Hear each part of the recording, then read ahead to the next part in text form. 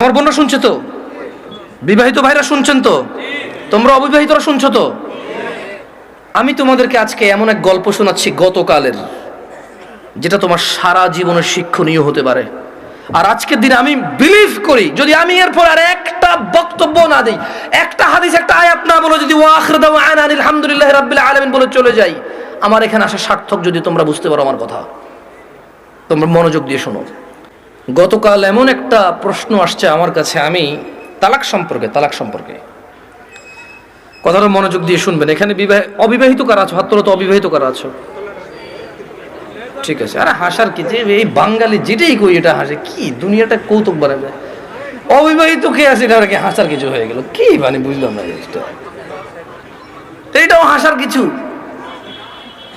ভাই আমি এখানে বললাম যে অবিবাহিত কারা আছে, সবাই হাসা শুরু করতে, মানে কি কি কয় শরম পাইছে? আপনাকে বলছে ওরা শরম পাইছে? কে বলছে? জবাব দিয়েছেন কি এখানে? আপনার তো জবাব তো ঠিক হয় না ওদের পক্ষ থেকে। ওরা তো বলে না ওরা শরম পাইছে, ওদের কাছে মনে হয়েছে হুজুর এখন কৌতুক করবে। বিবাহিত যারা আছো হাত তোলো তো। মাশাআল্লাহ, তাবারকা, বসেন। তো আমি তেমন কখনো ব্যক্তিগত বিষয়ে তেমন বলি না মাহফিলে, এটা আপনারা অনেকে হয়তো জানেন যারা আমাকে চেনেন। গতকাল আমার কাছে এক প্রশ্ন আসলো তালাক বিষয়ে। আমি বেশিরভাগ সময় অ্যাভয়েড করি তালাক বিষয়ে প্রশ্ন। এমনিতে আমি নর্মালি কোনোদিন কোনো ফতোয়া দিই না। যখন নতুন বাংলাদেশে আসছিলাম আমি সৌদি আরব থেকে, তো আরও অনেক ছোট ছিলাম, রক্ত অনেক গরম ছিল, তখন আমি বিদআত শিরক এগুলো নিয়ে প্রায় ফতোয়া দিতাম, আর অনেক ভেজাল লাগতো, সত্যি কথা। আল্লাহ আমাকে আশ্রয় দিয়েছে। পরে আমার ওস্তাদরা, বড়রা যারা আছে, তারা আমাকে বললো যে জামশেদ তুমি ফতোয়া দিও না, কোরআন সুন্নাহ থেকে মানুষকে তুমি আহ্বান করো, ভালোর দিকে ডাকো, মন্দর দিকে নিষেধ করো। আল্লাহ তোমাকে যতটুকু তৌফিক দিয়েছে। ফতোয়া অনেক বিস্তর বিষয়, অনেক সিচুয়েশনের উপরে ফতোয়া চেঞ্জ হয়। দেখা যায় একই বিষয়, মানে সাবজেক্ট এক, পরিস্থিতিতে দুই রকম অ্যান্সার হয়। সে তোমার এখনো সেই প্রজ্ঞা যদি না হয় তুমি দিও না, আর প্রজ্ঞা হলে দিও।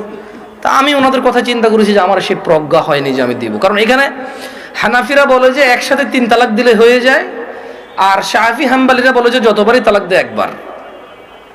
এখন যারা হানাফি নিজেদেরকে বলে, ওনারাও কিছু দলাইল পেশ করে, আর যারা শাফি মালাকি আছে বা আহলে হাদিস সালাফি আছে, তারাও সূরা বাকারার মধ্যে যেমন আত-তালাকু মাররাতান, তালাক 2 বার, মানে 2 দফায়, এভাবে দিয়ে বলে। তো আমি চিন্তা করছি এটা বড়দের বিষয়। কার বিষয়? এটা আমার ম্যাটার না, আমার এত জিম্মেদারি নেওয়ার এখনো অতটুকু যোগ্যতা হয়নি। তো বেশিরভাগ তালাকের যখন প্রশ্ন আসে, আমি বড় বড় আলেম যাদেরকে চিনি, যেমন আমি সৌদি আরবে ছিলাম, তাহলে বেশিরভাগ যাদেরকে আমি চিনি তারা মদিনা ইউনিভার্সিটির স্কলার। কেউ হাফার আল বাতান ইসলামিক সেন্টারের লেকচারার, কেউ রিয়াদ ইসলামিক সেন্টারের লেকচারার, কেউ আল আহসা ইসলামিক সেন্টারের লেকচারার সৌদি আরবে, যাদের সাথে আমার পরিচয় আছে খুব ছোটবেলা থেকে, আমি যাদেরকে চিনি, যারা আমাকে খুবই আদর করে। তো আমি যেটা করি, যখন এই তালাকের মাসলা মাসাইল আসে, নর্মালি কোনো প্রশ্ন আসলে আমি জবাব দিই না, কিচ্ছু রিপ্লাই করি না, কারণ আমি জানি আমি ফতোয়া দিব না, আমি ইগনোর করার চেষ্টা করি। খুব সহজ থেকে সহজ প্রশ্ন আসলো দিতে চাই না, কাউকে না কাউকে ট্রান্সফার করে দিই। তো ওই একটা বোন মেসেজ লিখলো, আমি ওয়ালাইকুম আসসালাম দিয়ে লিখেছি আপনি যে কোনো প্রশ্ন লিখে করেন। তখন সে লিখে প্রশ্ন করলো যে তালাকের বিষয়। আমি বললাম যে আমি তালাকের বিষয়ে ফতোয়া দিতে জানি না, আমি একজন বড় আলেমের নাম্বার দিচ্ছি, আপনি ওনার সাথে কথা বলে আপনি জেনে নেন, হোয়াটসঅ্যাপে মেসেজ দিয়ে ওনাকে কল করি, সমস্যা নেই। এখন উনি আমাকে একটা ভয়েস মেসেজ পাঠাইলো যে ওনার হাজব্যান্ড ওনাকে তালাক দিয়েছে 3 বার। এখন উনি নানা হুজুরের কাছে গিয়েছে যে উনি এখন এই স্বামীর ঘর করতে পারবে কিনা। ওনার স্বামী অনুতপ্ত, উনিও অনুতপ্ত। আমার বোনরা শুনছে তো? না, আমার বোনরা শুনছে তো? বিবাহিত ভাইরা শুনছেন তো? তোমরা অবিবাহিতরা শুনছো তো? আমি তোমাদেরকে আজকে এমন এক গল্প শোনাচ্ছি গতকালের, যেটা তোমার সারা জীবনের শিক্ষণীয় হতে পারে। আর আজকের দিনে আমি বিলিভ করি, যদি আমি এরপর আর একটা বক্তব্য না দিই, একটা হাদিস, একটা আয়াত না বলে যদি ওয়াখির দাওয়ানা আলহামদুলিল্লাহি রাব্বিল আলামিন বলে চলে যাই, আমার এখানে আসা সার্থক। যদি তোমরা বুঝতে পারো আমার কথা, তোমরা মনোযোগ দিয়ে শোনো। তো বললো যে আমি বেশ কিছু হুজুরের কাছে যতটুকু আমি আমাকে বলেছে যে আমি আহমদুল্লাহ হুজুরকে মেসেজ করেছি, উনি রিপ্লাই করেনি। আমি আজহারি হুজুরকে মেসেজ করেছি, রিপ্লাই করেনি। আমি আব্দুর রাজাক বিন ইউসুফ হুজুরকে মেসেজ করেছি, উনি রিপ্লাই করেনি। আমি কুয়াকাটা হুজুরকে মেসেজ করেছি, রিপ্লাই করেনি। আপনি জামশেদ মজুমদারের ফেসবুকে মেসেজ করেছি, রিপ্লাই করেননি। এর মধ্যে কেউ রিপ্লাই দেয়নি। আপনি আমাকে ওয়ালাইকুম আসসালাম রিপ্লাই দিয়েছেন হোয়াটসঅ্যাপে মেসেজ দেওয়াতে। আমাকে একজন হুজুর বলল আমি আমার স্বামীর সাথে থাকতে পারবো একটা হারাম কাজের মাধ্যমে। কি কাজের মাধ্যমে? হারাম কাজের মাধ্যমে। আমি চিন্তা করলাম, হুজুর যদি বলে হারাম কাজের মাধ্যমে থাকতে পারে, তাহলে হুজুর নিজে তো এটাকে হারাম বলছে, জিনিসটা কি? তখন আমি বোনকে আর সাহস করে কিছু না বলে আমি শেখ মুস্তাফিজুর রহমান বিন আব্দুল আজিজ আল মাদানী হাফিজাহুল্লাহ, উনি সৌদি আরবে হাফারুল বাতান ইসলামিক সেন্টারে ছিল, খুব আদর করে আমাকে।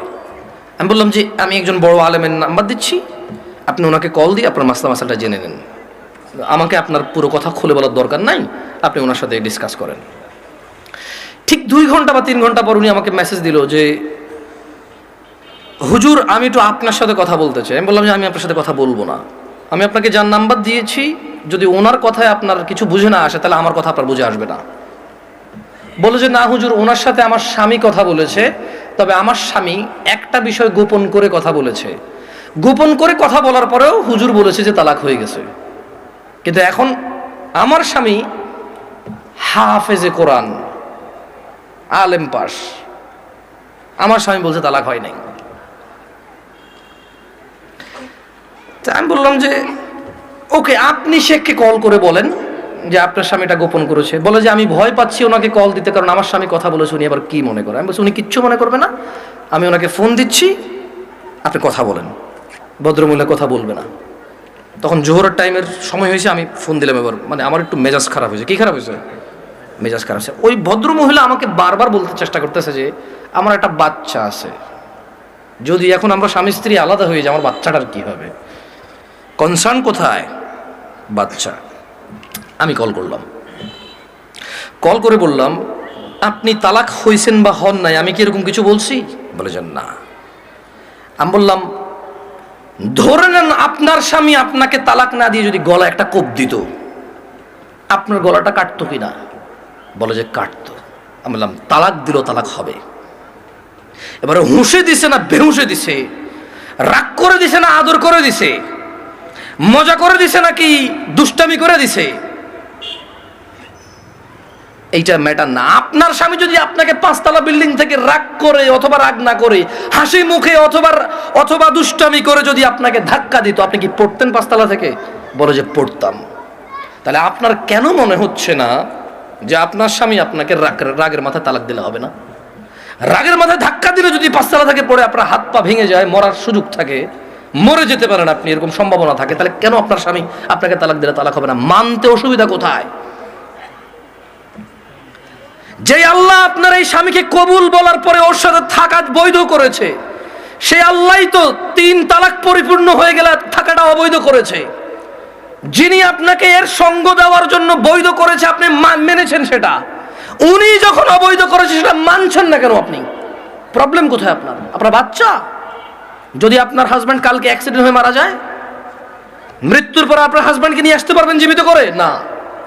যদি আপনি মারা যান কালকে, আপনার এই বাচ্চা কি মাহারা হবে না? হবে। ওকে, আপনার দুইজনই উভয় মারা গেলেন, কোন অ্যাক্সিডেন্টে বাচ্চাকে রেখে গেলেন, বউ জামাই গেলেন কোথাও ঘুরতে বা ডাক্তার দেখাইতে, অ্যাক্সিডেন্টে 2 জন মারা গেলেন, আপনার এই বাচ্চা থাকবে কি না? বলে থাকবে। তো তখন আপনাকে কি ফিরাইতে পারবে কেউ মৃত্যু থেকে? না। তা আপনি কেন আল্লাহর বিধান মানতে এত অসুবিধা হচ্ছে যদি পরিপূর্ণ তালাক হয় আপনার? আমি বললাম শেখকে কি প্রশ্ন করেছে? বলে যে ও আমাকে বিয়ের পরে, মেয়ের বয়স মাত্র 18 বছর, ওয়াল্লাহ ভাই আমি কথা বলতাম না, আমাকে ভয়েসে বলেছে যে ভাই আমার বয়স মাত্র 18, আমার একটা বাচ্চা আছে, আমার স্বামী খুব বদমেজাজি, আমাকে তালাক দিয়েছে, এখন ও অনুতপ্ত থাকতে চাই। কত বছর বয়স মেয়ের? শুধু 18, একটা বাচ্চার মা। যে বাচ্চা, ওই বাচ্চার বয়স আমাকে বলেছে যে 3 মাস বা 3 বছর, আমার সঠিক মনে নাই, এরকম কিছু বলেছে। আমি বললাম আপনি কি মানে নিজে নিজে পছন্দ করে বিয়ে করেছেন নাকি বাবা মা পছন্দ করে বিয়ে দিয়েছে? বললো যে বাবা মা পছন্দ করে বিয়ে দিয়েছে। আমি বললাম বিয়ের আগে স্বামীকে চিনতেন না? বলে যে না।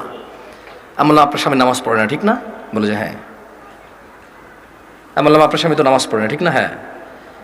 বললাম আপনার স্বামী হুজুর আলেম এগুলো বলে লাভ কি, হাফেজ বলে লাভ কি, ও তো নামাজই পড়ে না, ও তো ধর্মর কোনো মূল্যায়নই করে না, ও আপনাকে তালাক দেয় আবার রাখে, আবার তালাক দেয় আবার রাখে, আবার তালাক দেয় আবার রাখে, এখনো আপনাকে রাখতে রাজি আর আপনি ওর কাছে থাকতে রাজি। তো বললো যে প্রথমে একদিন তালাক দিল, তালাক দেওয়ার পর ওনার স্বামী বিলিভ করে একসাথে 3 তালাক দিলে তালাক হয়ে যায়।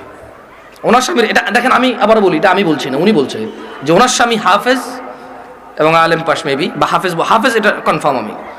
তো বললো যে উনি জানে যে এক বৈঠকে 3 বার তালাক দিলে তালাক হয়ে যায়, কিন্তু শেখ মুস্তাফিজুর রহমান বিন আব্দুল আজিজ মাদানীকে যখন ফোন করেছে তখন উনি বলেছে আচ্ছা ধরলাম একবার, 3টাকে কয়বার ধরলাম, এক বৈঠক ধরলাম। বলে যে আপনাকে আদ দিছে, বলে যে হ্যাঁ আরেকবার দিছে, বলে যে ওটাকে আবার ধরলাম, বলে যে আদ দিছে, বলে যে সে গোপন করছে, কিন্তু সে একদিন আমাকে বলছে তোমাকে আমি তালাক দিলাম তুমি যাচ্ছ না কেন, এই কথাটুকু শেখের কাছে সে গোপন করেছে। কি করেছে? শেখ নাকি তখন প্রশ্ন করেছে আপনি যদি হানাফি মাসলাকের হন, জীবন যদি হানাফি বিধান অনুযায়ী চলেন, আর আপনার স্বামী নিজে যেহেতু হাফেজ বা আলেম, ও তো এটা জানে যে এক বৈঠকে 3 বার দিলে হয়ে যাচ্ছে, আর কোরআন সুন্নাহ অনুযায়ী যদি আপনি শাফি মালিকের দিকে আসেন সেই ক্ষেত্রে ওনারা এক বৈঠকে যতবারই দেয় কয়বার ধরে? একবার। তো বলো যে অনেক সময় আমরা ফতোয়া দেই যে ঠিক আছে, মানে আপনি হানাফি কোনো বড় বিজ্ঞ আলেম থেকে মাদ্রাসা থেকে ফতোয়া নিয়ে ওনারা লিখিত ফতোয়া দেয় কি সেটা আপনি জেনে নেন। মানে তালাক নিয়ে তেমন কেউ ভেজাল করতে চায় না, কারণ মারামারি কাটাকাটি হয়ে যাবে, বোঝেন নাই, মিছিল মিটিং হয়ে যাবে, এক গ্রুপ বলবে তালাক হয়ে গেছে, আরেক বলবো হয় নাই, বলবে যে জানা করতেছে ও হুজুরের কথায়। ভাই এটা বিশাল বড় একটা প্রবলেম, বুঝছেন না বোঝেন নাই, সত্যি আমার পক্ষে সলভ করা সম্ভব না। তখন আমি ওই বোনকে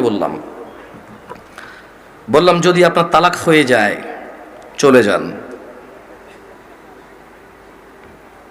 ইদ্যত পালন করে কোথাও বিয়ে বসে যাইয়েন, আর পরবর্তী স্বামীর যত্ন নিয়েন করে দিয়েছে। তো আমি মহিলাকে বললাম যে আপনার তালাক হয়েছে বা হয় নাই ফটো দেওয়ার আমার যোগ্যতা নাই, আপনি যদি মনে করেন আপনার স্বামী গোপন করেছে শেখের সাথে তালাক, একবার তালাক দিছে যেটা গোপন করেছে, আপনি ওনার সাথেই কথা বলেন। তো আমি আমার বোনদেরকে বলবো, বোন ও আচ্ছা, আমি ওই মেয়েটাকে এতটুকু বললাম যে যেই ছেলে আপনাকে 3 বার তালাক দিল, 3 বার, আপনার কাছে কেন মনে হয় ও 4র্থবার দিবে না? আবার আপনার কাছে কেন মনে হলো যে ও 4র্থবার দিবে না? আর এই তো আপনি এই স্বামী ছাড়া থাকতে পারবেন না, আপনার একটা বাচ্চা আছে, কেন আপনি স্বামীর সাথে এমন ব্যবহার করলেন যে ও তালাক পর্যন্ত গিয়ে পৌঁছালো? ওর উপায় কি? ওই বেচারার উপায় কি? ধরলামও খারাপ, ওর চেয়ে নিকৃষ্ট পুরুষ আর এই পৃথিবীতে আমি ধরে নিলাম। আপনি যদি ওর সাথে এমন ব্যবহার করেন যে ও তালাক দেওয়া ছাড়া রেখে উপায় নাই, একটা ঘরে আগুন লেগে গেছে, বের হবে না মানুষ বের হবে না? এই দরজা বন্ধ, সেই দরজা বন্ধ, সেই দরজা বন্ধ, জানালা দিয়ে হলো তো মানুষ বের হবে না? তা আপনি এমন এক সংসারের মধ্যে কেরেঙ্গাল লাগাই দিয়েছেন, কিচ্ছা কাহিনী লাগাই দিয়েছেন, এমন এক অশান্তি লাগাই দিয়েছেন, ও তালাক ছাড়া বেরোতে পারছে না এখান থেকে। এমন করলেন কেন? এই যে এখন কান্নাকাটি করতেছেন, এমন করলেন কেন? এই যে বলতেছেন আমি এখন ধৈর্য ধরবো, আমি আর মুখে মুখে বলবো না, আমি আর ওর অপছন্দ হয় ওর বাবা মায়ের সাথে খোটাখুটি করলে এখন আর করবো না, আমি আগে কেন ভাবেন নাই? আমি আমার বোনদেরকে বলবো তোমার স্বামী আছে, ওকে গুরুত্ব দাও।